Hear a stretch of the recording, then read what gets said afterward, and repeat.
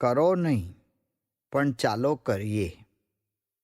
પાણીના પ્રશ્નની સાથે સાથે બીજી એક અગત્યની જવાબદારી સ્વામીશ્રીના ખભે હતી, ગુરુકુળના નિર્માણની. થોડા જ મહિના પહેલાં સ્લેબ તૂટી જવાને કારણે તે કાર્ય વિશેષ ભીંસમાં આવી ગયેલું. સ્વામીશ્રીના પ્રાસાદિક શબ્દોમાં કહીએ તો ડબલ દોરે કામ થાય તો જ સમયસર સંઘ કાશીએ પહોંચે તેમ હતું. તેથી સ્વામીશ્રી તેની પણ દેખરેખ રાખતા હતા.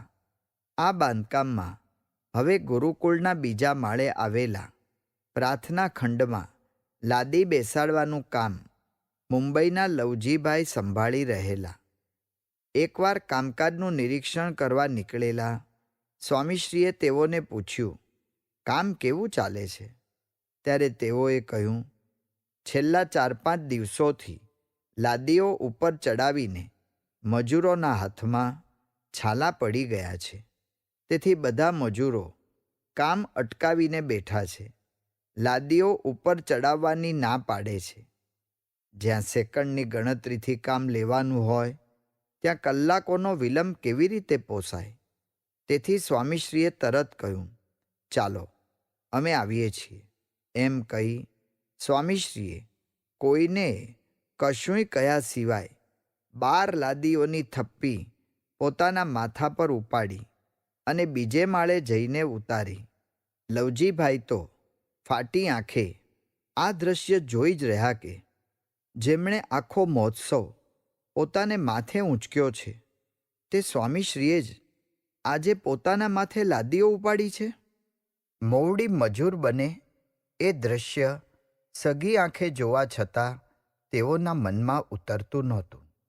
પણ જેને જેને આ ખબર પડી કે તરત જ તે સૌ દોડી આવ્યા અને સ્વામીશ્રીને સેવા કરતા અટકાવ્યા. સૌ લાદીઓ ઉપર ચડાવવા મંડી પડ્યા અને કામ ચાલુ થઈ ગયું. ઉત્સવ વખતે ઉતારાની સગવડ પણ ત્યાં થઈ ગઈ. સ્વામીશ્રીની કાર્યશૈલીમાં કરો નહીં, પણ ચાલો કરીએની બોલબાલા હતી. તેઓ કેવળ આદેશ નહીં, પણ આચરણથી સૌને ક્રિયાન્વિત કરી મૂકતા. તેની અસર કાયમી રહેતી. એકની સંભાળ. ઉત્સવની પૂર્વ તૈયારીના દિવસોમાં એકવાર સિદ્ધેશ્વર સ્વામીને મંડપના કાપડની ખરીદી માટે રાજકોટ જવાનું થયેલું. ત્યાંથી રાત્રે પરત ફરતા લગભગ 1:30 વાગી ગયો.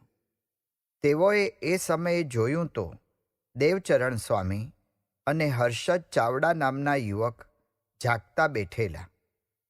સિદ્ધેશ્વર સ્વામીએ તેઓને અડધી રાતે જાગતા જોઈને પૂછ્યું, તમે કેમ હજી સૂતા નથી? કેમ જાગો છો?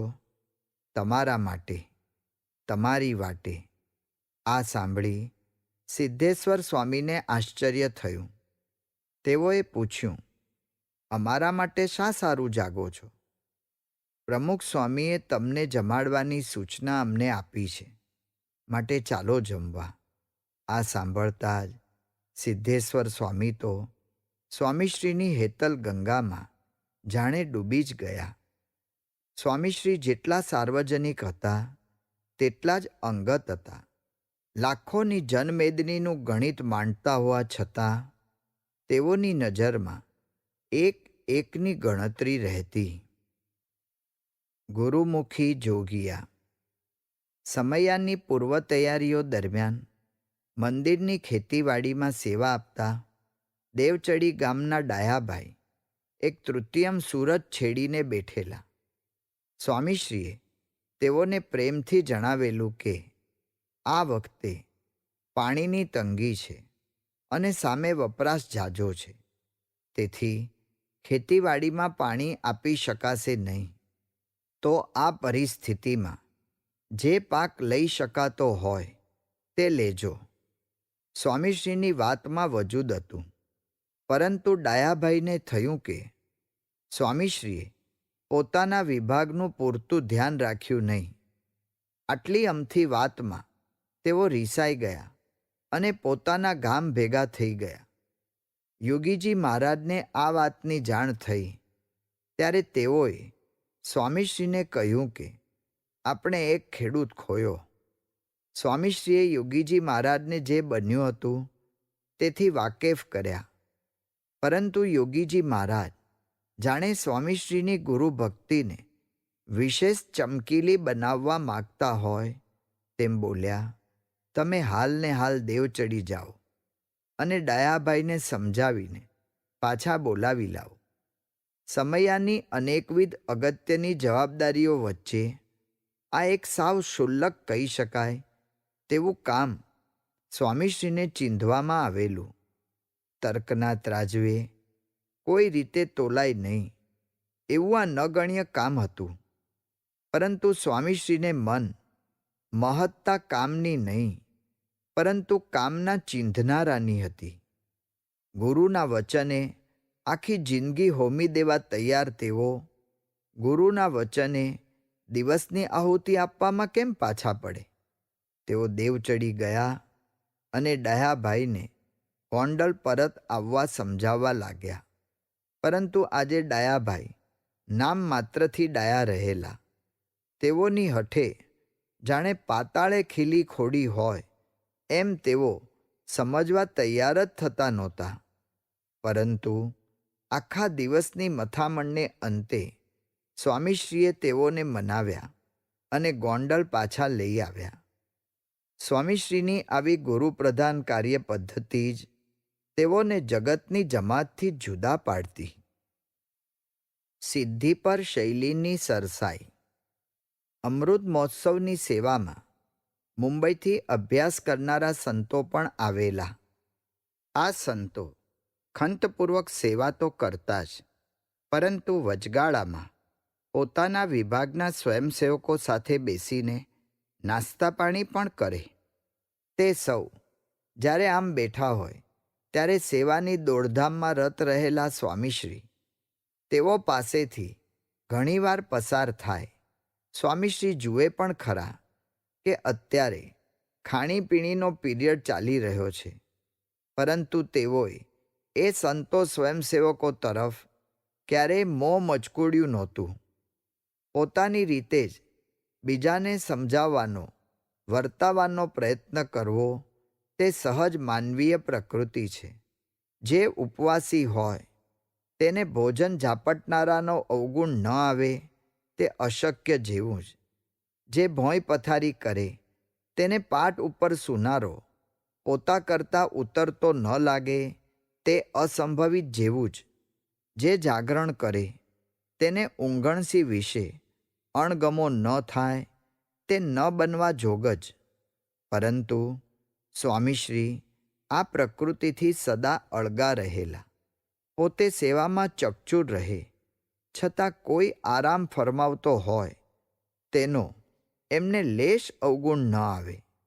પોતાના ભોજનનું કોઈ ઠેકાણું ન પડે એ રીતે તેઓ સેવા કરતા હોય છતાં તેઓને નાસ્તા પાણી કરનારા વિશે કોઈ અણગમો ન થાય. ખરેખર અજબ હતી એમની કાર્યશૈલી.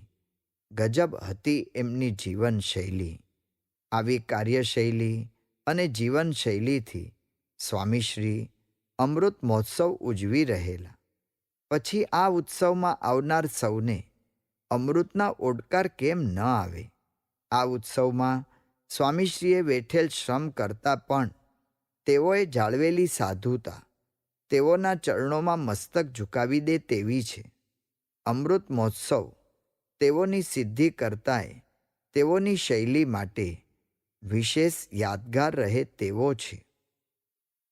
અમૃત મહોત્સવનો આરંભ. અમૃત મહોત્સવ ઉપક્રમે જૂન માસના પ્રારંભથી વિવિધ કાર્યક્રમો શરૂ થઈ ગયેલા.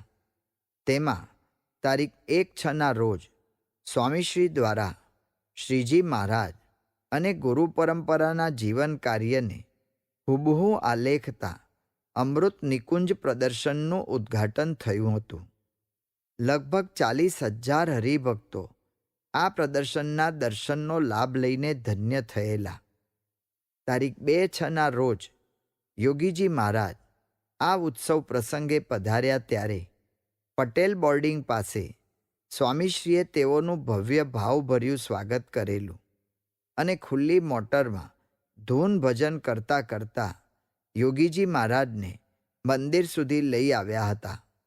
તારીખ 4/6ની સવારે 9:30 વાગે મહોત્સવના પ્રથમ સમારંભમાં સ્વામીશ્રીએ સ્વાગતોર્મીઓ વહાવતા જણાવ્યું હતું કે ખરેખર આપણે મહાન ભાગ્યશાળી બન્યા છીએ કે આ અપૂર્વ ઉત્સવ યોગીજી મહારાજની હાજરીમાં આપણે ઉજવીએ છીએ. ઘણાની જન્મજયંતિ ઉજવાય છે, પણ તેમાં પ્રત્યક્ષ હાજરી એ ગૌરવનો વિષય છે. શાસ્ત્રીજી મહારાજ કહેતા કે હું તે યોગી ને યોગી તે હું. શાસ્ત્રીજી મહારાજના જેણે દર્શન કર્યા છે, જેને મળ્યા છે, તેવા જ દર્શન સુખ યોગીજી મહારાજ દ્વારા મળી રહ્યા છે. આવા ને આવા પ્રસંગો ઉજવવા સ્વામીશ્રી ઘણા વર્ષો આપણી વચ્ચે રહે તે પ્રાર્થના. એની જોડ ન જડે.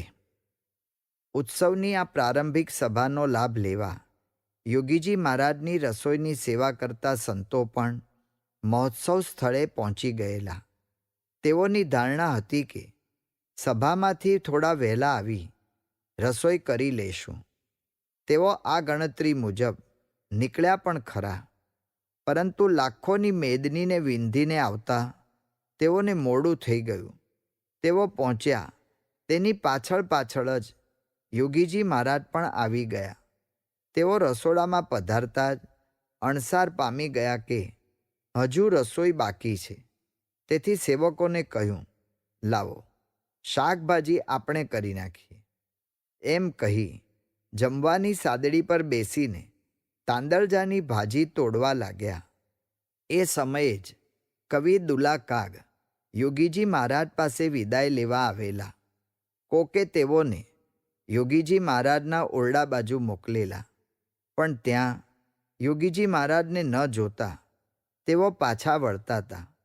પણ ત્યારે જ તેઓને સ્વામીશ્રીનો મેળાપ થઈ ગયો.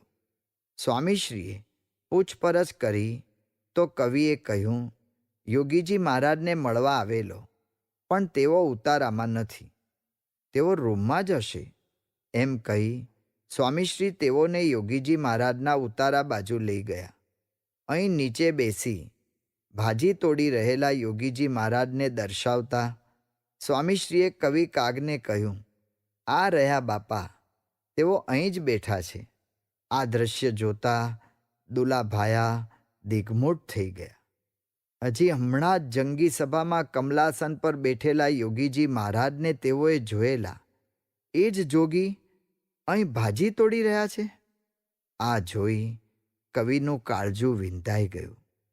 આ પ્રસંગ તેઓ અનેક સભાઓમાં વર્ણવતા કહેતા કે આ તો મારી જિંદગીનું સંભાળણું છે. પોતાના અમૃત મહોત્સવમાં જે હાથે લાખોના સન્માનો ઝીલે, તે જ હાથે તાંદળજાની ભાજી તોડનાર બાપો તો એક જ, એની જોડ ન જડે. આમ દુલા કાગને યોગીજી મહારાજના રંગે રંગી દેવામાં સ્વામીશ્રીનો ફાળો અનન્ય હતો. યોગીજી મહારાજને ભાજી તોડતા જોઈને પ્રભાવિત થયેલા દુલા કાગનો આ પ્રસંગ સ્વામીશ્રી સભાસંગ ગોષ્ઠીમાં અનેકવાર વર્ણવતા. છતાં તેઓના જીવનમાં આશ્ચર્યની વાત તો એ રહેલી કે દુલા કાગને હું યોગી બાપા પાસે લઈ ગયો એ વિગતનો ઉલ્લેખ કરવાનું તેઓ ટાળતા. તેઓએ કદી આ ઘટનાનો જશ પોતાના નામે ચડાવ્યો નહોતો. વાત વાતમાં સિફતપૂર્વક પોતાની મહત્તાના મમરા મૂકતા રહેતા આજના અહમકેન્દ્રી સમાજમાં કોઈ રીતે બંધ બેસે નહીં એવા સ્વામીશ્રી હતા. છતાં તેઓ આપણી વચ્ચે આસન માંડી ગયા. એ જ એમની કૃપા. તેઓને જોઈને દુલા કાગની જેમ સૌને બોલવાનું મન થઈ જાય. આવો બાપો તો એક જ, એની જોડ ન જડે.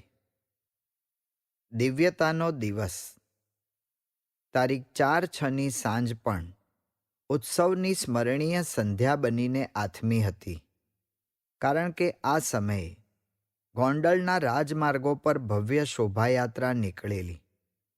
કલાત્મક મયુર રથમાં યોગીજી મહારાજ બિરાજેલા. તેઓની જમણી બાજુ થોડે નીચે સ્વામીશ્રી અને ડાબી બાજુ નીચે નંદાજી બેઠેલા. યોગીજી મહારાજના આસનની સામે નીચેના ભાગમાં સંત વલ્લભ સ્વામી અને મહંત સ્વામીએ સ્થાન લીધેલું. આકાશમાંથી વૃષ્ટિ થાય તો જમીન સુધી ન પહોંચે તેમ ભક્ત મેદની અડોઅડ ચાલી રહેલી. આ અભૂતપૂર્વ શોભાયાત્રા દ્વારા ગોમંડલ ભૂમંડલમાં યોગીજી મહારાજનો જય જયકાર થઈ ગયો. તારીખ 5/6/67નો દિવસ અમૃત દિન હતો, જેના માટે સ્વામીશ્રીએ સખત શ્રમ ઉઠાવેલો તે આ દિવસ હતો.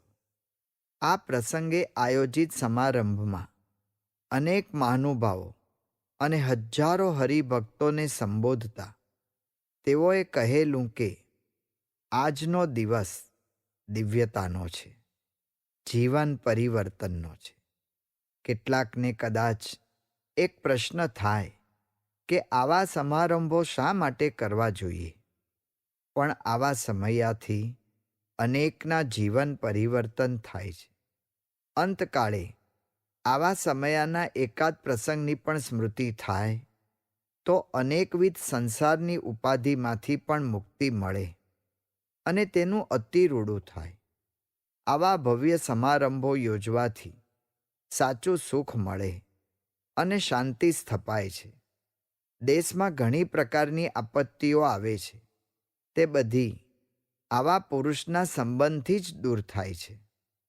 આવા પુરુષ આપણી વચ્ચે ઘણું રહે તે માટે હું મહારાજ, સ્વામી તથા શાસ્ત્રીજી મહારાજને પ્રાર્થના કરું છું. આ પ્રસંગે સ્વામીશ્રીએ પુરવઠા પ્રધાન શ્રી બાબુભાઈને ગુજરાત દુષ્કાળ રાહત ફંડમાં તથા ગોંડલની પ્રજા માટે માતબર રકમનું દાન જાહેર કરેલું અને પ્રતીક રૂપે ઘઉંની થેલી પુરવઠા પ્રધાનને અર્પણ કરેલી. સૌએ આ વિધિને ગગનભેદી જયનાદોથી વધાવી લીધો. સાથે સાથે સ્વામીશ્રીએ સૌ મહાનુભાવોને શાસ્ત્રીજી મહારાજ દ્વારા નિર્મિત મંદિરોની પ્રતિકૃતિથી અલંકૃત સુખડની સ્મૃતિ ભેટ તથા અમૃત મહોત્સવ ઉપક્રમે પ્રકાશિત પુસ્તકો ઉપહાર સ્વરૂપે આપ્યા હતા. છેલ્લે યોગીજી મહારાજના આશીર્વાદ બાદ સ્વામીશ્રીએ ગુલાબનો ભવ્ય હાર તેઓને અર્પણ કરીને અમૃત અંજલિ આપી હતી. આમ સ્વામીશ્રીની અપાર જહેમતથી યોગીજી મહારાજનો અમૃત મહોત્સવ અતિ ભવ્યતાથી ઉજવાઈ ગયો.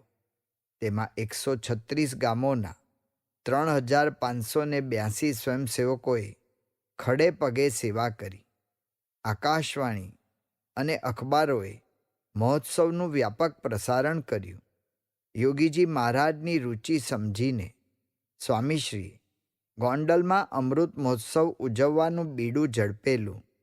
આ નિર્ણયને તેઓએ સવાયો સાર્થક કરી દેખાડ્યો અને યોગીજી મહારાજની અઢળક પ્રસન્નતા મેળવી લીધી. સ્વામીશ્રી ડૉક્ટર ગુલાબરાય સંપતના દવાખાને પધારેલા. તેઓને મોંમાં ઉપરના પેઢાની ડાબી બાજુની દાઢ દુખતી હતી. તે આ દવાખાનામાં તેઓએ કઢાવી નાખી. આમ સ્વામીશ્રીની દિવ્ય દંતપંક્તિનું પ્રથમ મોતી અહીં ખર્યું. સ્વામીશ્રીની પ્રકૃતિ જોતા એમ અનુમાન કરવાનું ચોક્કસ મન થાય છે કે તેઓને આ દુખાવો મહોત્સવ પહેલાંથી જ રહેતો હશે, પરંતુ સેવામાં વિક્ષેપ ન થાય તે માટે જ તેઓએ દવાખાને જવાનું ટાળ્યું હશે અને દાઢનું દુઃખ સહન કરતા રહ્યા હશે. તારીખ 18/6ના રોજ સ્વામીશ્રી વીરપુર જઈને જલારામ બાપાના વારસદાર ગિરધર બાપાને પણ મળેલા. તેઓએ આ સદાવ્રતમાં હરિભક્તો દ્વારા રોકડ રકમની ભેટ મુકાવી, પણ ગિરધર બાપાએ તે લેવાની ના પાડતા કહ્યું, આપ પણ સેવા જ કરો છો, આપની ભેટ મારાથી ન લેવાય. એમ કહીને સ્વામીશ્રી વિશે ખૂબ સદ્ભાવ જણાવેલો.